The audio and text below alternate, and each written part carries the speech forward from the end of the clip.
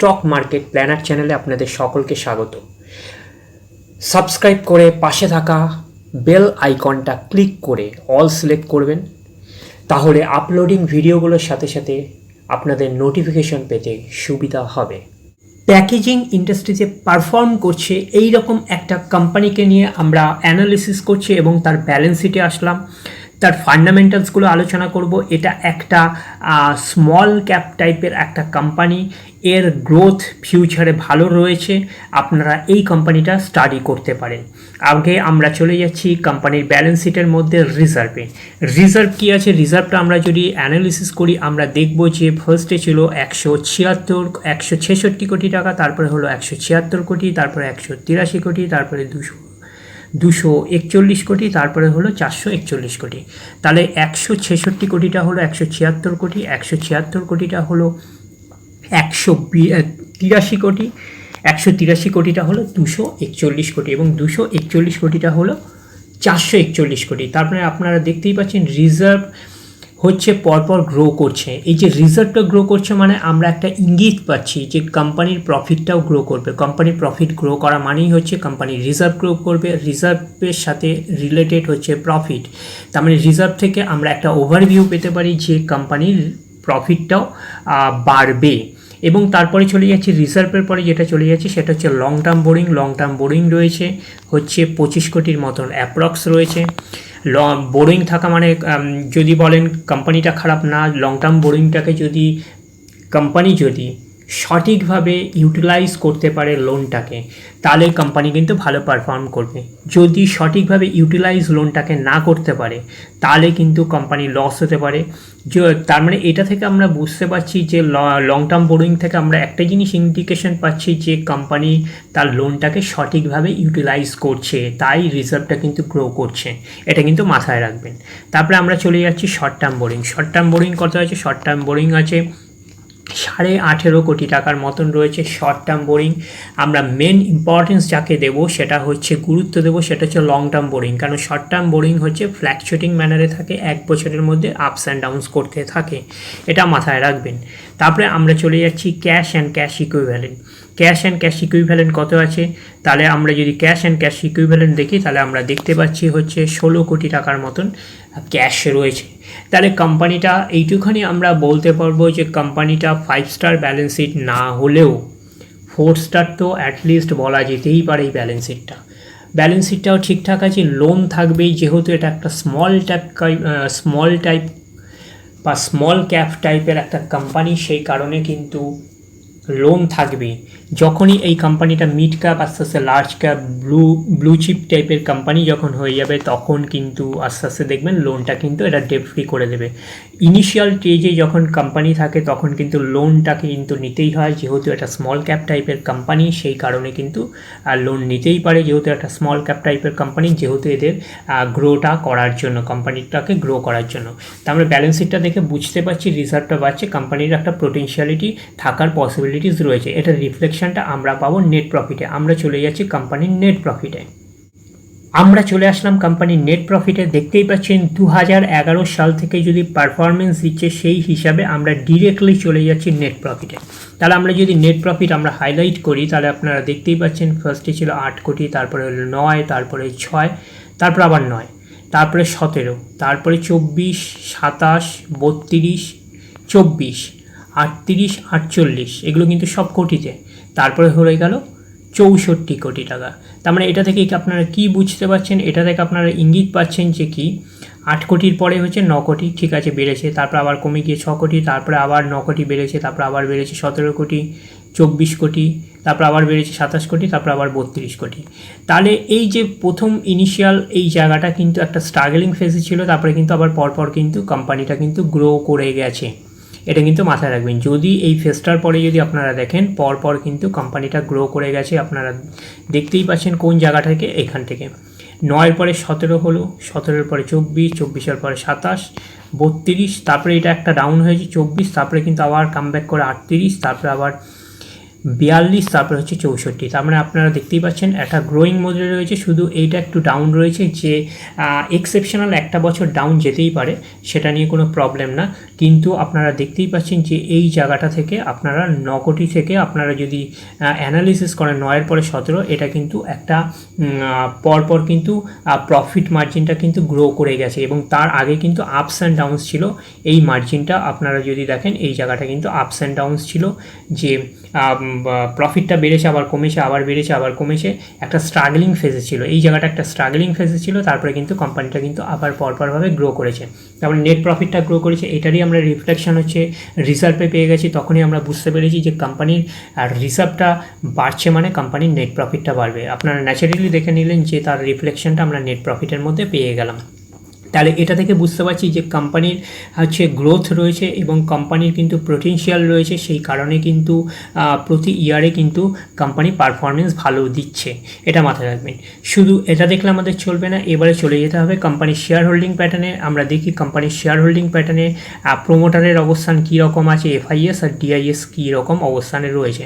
তাহলে প্রোমোটার যদি আমরা দেখি, প্রোমোটারকে বলা হচ্ছে ওনার। আপনারা জানেন যে কোম্পানির ওনার প্রোমোটার রয়েছে 34%-এর বেশি, এফআইএস আছে অ্যাপ্রক্স 10%-এর মতন, আর ডিআইএস আছে 16%-এর মতন অ্যাপ্রক্স, আর পাবলিক আছে অ্যাপ্রক্স 40%-এর মতন কাছাকাছি। তার মানে এটা থেকে আমরা একটা বুঝতে পারছি যে ডিসেন্ট হচ্ছে share holding pattern, decent share holding pattern. তার মানে এটাই বুঝতেই পেরেছেন, ডিসেন্ট শেয়ার হোল্ডিং প্যাটার্ন। তাহলে এই কোম্পানিটার নাম হচ্ছে মল্টটেক প্যাকেজিং লিমিটেড। মল্টটেক প্যাকেজিং লিমিটেড এই কোম্পানিটার নাম। এই কোম্পানিটা বিলং করছে, এদের বুঝতে হবে যে এই কোম্পানির পারফরমেন্সটা কি, এই কোম্পানির বিজনেস মডেলটা কি। এই কোম্পানির হচ্ছে জানতে হবে বিজনেস মডেল। এই কোম্পানির বিজনেস মডেল দেখতে পাচ্ছেন, পেইন্টস, ফুড সব ক্ষেত্রেই হচ্ছে কন্টেনার। যে ফুড বলুন, আপনার পেইন্টস বলুন, সব কিছুতে একটা প্যাকেজিংয়ের জন্য একটা কন্টেনার দরকার হয়। এই কন্টেনারগুলোই হচ্ছে এরা ম্যানুফ্যাকচারিং করে, হচ্ছে মল্টটেক প্যাকেজিং লিমিটেড। এটাকে কিন্তু আপনারা র্যাডারে রাখতে পারেন। এটা হচ্ছে প্যাকেজিং ইন্ডাস্ট্রিতে বিলং করছে, সব সেক্টরে। যেরকম আপনারা বলুন ফুডে বলুন, এফএমসিজি বলুন, আপনারা বলুন ফার্মাতে বলুন, আপনারা বলুন পেইন্টসে বলুন, যে কোনো সব সেক্টরে যে প্যাকেজিং হয়, প্যাকেজিংয়ে হচ্ছে এই কোম্পানিটা তাদের ম্যানুফ্যাকচারিং করছে। এবং এই কোম্পানিটার যদি আমরা মার্কেট ক্যাপ অ্যানালিসিস করি, মার্কেট ক্যাপ দেখতে পাচ্ছি হচ্ছে 2,500 কোটি টাকা।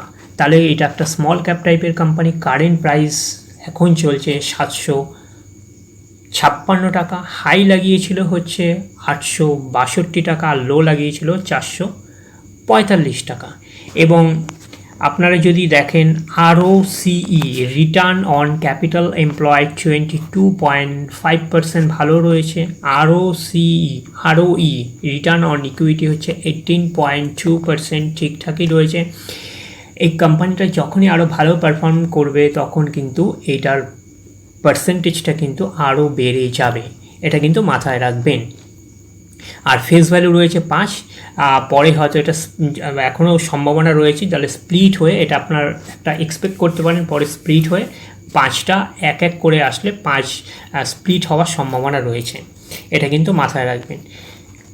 আচ্ছা, এবারে আমরা চলে যাচ্ছি যে কোম্পানির চার্ট প্যাটার্নে। আমরা চলে আসলাম কোম্পানির চার্ট প্যাটার্নে, মল্টটেক প্যাকেজিং লিমিটেড।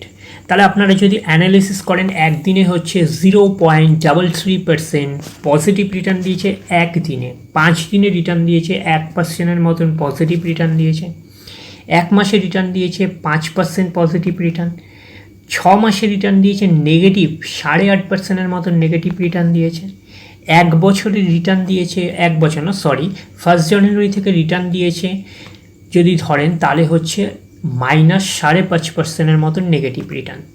আর 1 বছরে যদি আপনারা ধরেন তাহলে হচ্ছে 46.5%-এর মতন পজিটিভ রিটার্ন দিয়েছে। 1 বছরে ভালোই রিটার্ন দিয়েছে, 1 বছরে জানেন শর্ট টার্মে কিছু হয় না, সেই হিসাবে কিন্তু কোম্পানিটা ভালো পারফরমেন্স দিয়েছে। 1 বছরে 46.5%-এর মতন পজিটিভ রিটার্ন দিয়েছে। 5 বছরে আপনাদের রিটার্ন দিয়েছে 157% রিটার্ন দিয়েছে 5 বছরে। 100% মানে টাকা ডবল, ভালোই রিটার্ন দিয়েছে এটা বলতে পারেন। এবং হচ্ছে ম্যাক্সিমাম চার্ট প্যাটার্ন যদি দেখেন তাহলে 600%-এর মতন রিটার্ন দিয়েছে ম্যাক্সিমাম অল টাইম, যেটা হচ্ছে 2015 সালের লিস্টেড হয়েছে কোম্পানিটা। তো এটা মাথায় রাখবেন যে 5 বছরে 157%-এর মতন দেখছেন, 5 বছরে দেখলাম কত 157%। কোম্পানিটা গ্রো করছে, দেখবেন পরবর্তী টাইমে 5 বছর আরও ভালো রিটার্ন দিচ্ছে। এইসব কোম্পানিগুলো থেকে আপনারা 400-500% 5 বছরের রিটার্ন পেতে পারেন, এটুখানি মাথায় রাখবেন, যেহেতু কোম্পানিটা কিন্তু গ্রো করছে। এটা আবার আপনাদের বলছে এটা কিন্তু রিস্কি কোম্পানি, এটা মাথায় রাখবেন, যেহেতু স্মল ক্যাপ টাইপের কোম্পানি। এগুলোর রিটার্নও যেরকম হেভি লেভেলের হয়, মুভ করে স্টক, আবার সেরকম যখন ডাউনও হয় শেয়ারটা সেইভাবেই কিন্তু ক্র্যাশ করে, এটা কিন্তু মাথায় রাখবেন। সেটা নেওয়ার যদি ক্যাপাসিটি থাকে তাহলে কিন্তু এই স্টকগুলোকে নিয়ে আপনারা অ্যানালিসিস করতে পারেন, এটা মাথায় রাখবেন, যেহেতু এটা হচ্ছে স্মল ক্যাপ টাইপের কোম্পানি, এটা কিন্তু মাথায় রাখবেন। যে আরেকটা জিনিস মাথায় রাখবেন, যেটা স্মল ক্যাপ টাইপের কোম্পানি মানে হচ্ছে রিস্কি হয়, এটা মাথায় রাখবেন, এখানে রিটার্নও বেশি আছে। যে এই কোম্পানিটা থেকে আমরা হচ্ছে রিস্কটাকে মিনিমাইজ কিভাবে করব, যে রিস্কি কোম্পানি স্মল ক্যাপ, রিস্কটাকে মিনিমাইজ করব কীভাবে। রিস্কটাকে মিনিমাইজ করার জন্য একটা আমরা দিক আমরা আলোচনা করে নিয়েছি। শেয়ার হোল্ডিং প্যাটার্নটা দেখতেই পাচ্ছেন ডিসেন্ট রয়েছে, মানে এফআইএসও আছে, ডিআইএসও আছে, প্রমোটারও আছে, একটা ডিসেন্ট একটা পাচ্ছে। এটা অনেকটা হচ্ছে আপনাদের কাছে রিস্কটা মিনিমাইজ হয়ে গেল। আরেকটা কি দেখে আমরা রিস্কটাকে মিনিমাইজ করব, সেটা হচ্ছে এই কোম্পানির হচ্ছে পার্টনার। কোম্পানির পার্টনার মানে কারা রয়েছে, মানে কাদের সাথে কোম্পানি বিজনেস করছে। মেন তো বিজনেস গ্রো হলেই তো কোম্পানিটা গ্রো করবে, তখনই তো শেয়ার প্রাইসটা গ্রো করবে। তাহলে আমরা চলে যাচ্ছি যে কোম্পানির বিজনেস পার্টনার কে আছে। মলটেক প্যাকেজিংয়ের ওয়েবসাইটে যদি আমরা যাই, এই কোম্পানিটার যদি আমরা ওয়েবসাইটে যাই, সেটা হচ্ছে মলটেক প্যাকেজিং লিমিটেড কোম্পানির ওয়েবসাইটে, তাহলে আমরা এই কোম্পানিটার ওয়েবসাইটে আমরা গেলে এদের হচ্ছে বিজনেস পার্টনারগুলো কাদের কাদের বলবো, কাদের সাথে এরা বিজনেস করছে। দেখুন সব কিন্তু বড় বড় কোম্পানি, আমরা যদি হাইলাইট করি, সব কিন্তু দেখুন আইটিসি রয়েছে, পিএনজি রয়েছে, ক্যাডবেরি রয়েছে, হিমালয়ান রয়েছে, আমুল রয়েছে, Nestle, Hindustan Unilever, Dabur, Vadilal, Pepsi, সব বড় বড় কোম্পানি আপনারা দেখতেই পাচ্ছেন। সেখানে হচ্ছে কোয়ালিটি, সব নামি দামি কোম্পানিগুলো যদি আপনারা দেখেন, এখানে স্টাডি করছেন, সবই কিন্তু ভালো ভালো ব্র্যান্ডের।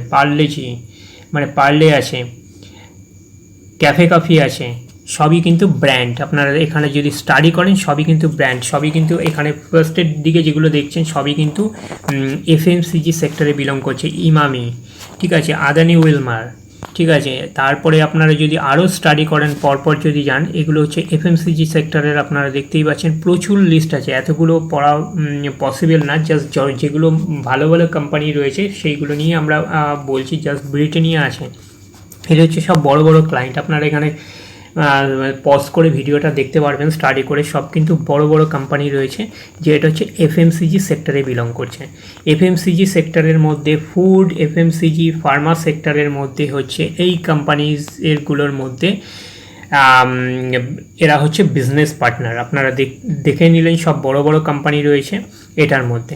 এবারে আমরা চলে যাচ্ছি যে পেইন্ট সেক্টরের মধ্যে আপনারা দেখতেই পাচ্ছেন, পেইন্ট সেক্টরের মধ্যে সব বড় বড় কোম্পানি রয়েছে, যেমন বার্জার পেইন্ট রয়েছে, এশিয়ান পেইন্টস রয়েছে, তারপরে অ্যাপোলো পেইন্টস রয়েছে, এক্সনোবল রয়েছে, ন্যারোলেক রয়েছে। মানে ম্যাক্সিমামই সব পেইন্ট সেক্টরের সবগুলোতেই হচ্ছে